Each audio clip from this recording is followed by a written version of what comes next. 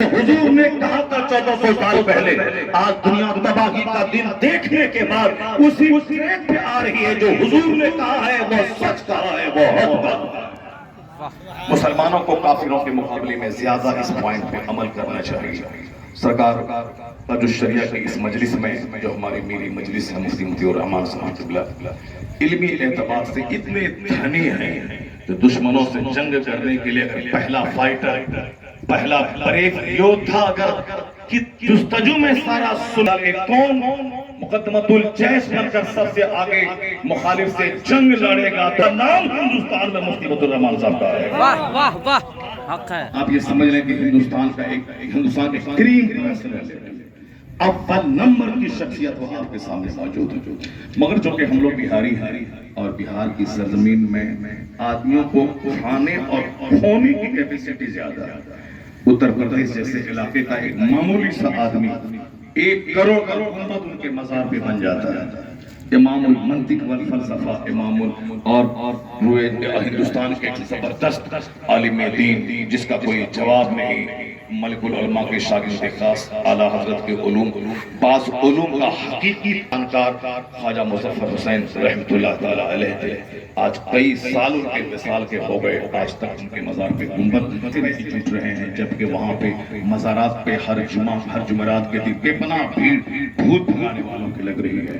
وہی اتر پردیش کے علاقے میں جا کے دیکھیں، معمولی سا مولوی انتقال کیا تو 1 کروڑ کا گنبد فوری بن جاتا ہے۔ ہم لوگ صرف ٹانگ کھینچنا جانتے ہیں، اپنی شخصیت سے دھول ڈالنا جانتے ہیں۔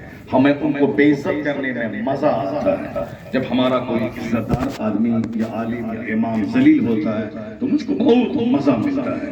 ہمارے سماج کا سودخور، ہمارے سماج کا زناکار، ہمارے سماج کا شرابی، اس کو ہم عزت دیتے ہیں، اس کے ڈر سے کھڑے ہو جاتے ہیں۔ لیکن جو دین بولتا ہے، جو دین کے بارے میں بولتا ہے، جو مسجد میں نماز پڑھاتا ہے، جو اذان دیتا ہے، جو محفل میلاد میں دین سکھاتا ہے، اس کی ذلت کا منتظر رہتے ہیں کہ کس دن وہ ذلیل ہو، ہم اپنے گھر میں تالی بجائیں۔ بتائیں کہ کیسی سوچ ہماری ہو گئی۔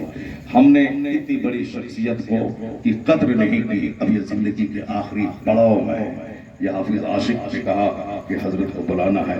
یہ ہم لوگوں کی محروم قسمت ہوگی کہ اتنی بڑی شخصیت ہمارے علاقے میں ہے اور ہم ان کو نہیں پوچھیں، اس لیے ہم بلا رہے ہیں کہ اب آپ میرے گاؤں میں آ جائیں، کچھ کلمات ہم سن لیں اور پھر ہم چھوٹوں کی طرف سے اپنے بڑوں کی شان میں ایک چھوٹی سی عزت افزائی کا ایک ذریعہ ہو جائے۔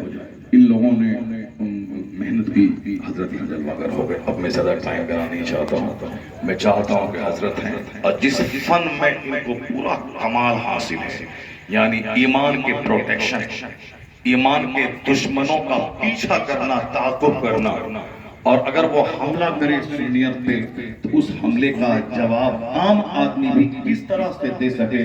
نہیں جواب دے اس ظالموں کو، کم سے کم اپنا ایمان تو بچا، اپنی بدگمانی سے اپنے دماغ کو بچا۔ جو دماغ میں وسوسات پیدا ہوتے ہیں، جو دماغ میں مس انڈرسٹینڈنگ، غلط فہمیاں آتی ہیں، وہ دور ہو جائیں۔ جیسے ابھی ایک بڑی غلط فہمی ایک ہندوستان کی رنڈی صفت عورت نے کی، سرکار کی شان میں گستاخی کی، انہوں نے بدتمیز، اس نے ہندوستان میں آگ لگانے کی کوشش کی۔ میں نے ابھی 4 دن پہلے ایک جلسے میں کہا تھا جھارکھنڈ کہ اس گاؤں میں ایک طرف مندر ہے عالیشان، اس کے بازو میں 3 مسجد ہے اس گاؤں میں۔ میں نے کہا بتاؤ 500 سال میں کبھی بھی تمہارے گاؤں میں دنگا ہوا؟ دنگے کا ماحول کبھی پیدا ہوا؟ یہ میرے ہندوستان کی خصوصیت ہے کہ بازو میں مندر ہے، بازو میں گرجا ہے، بازو میں مسجد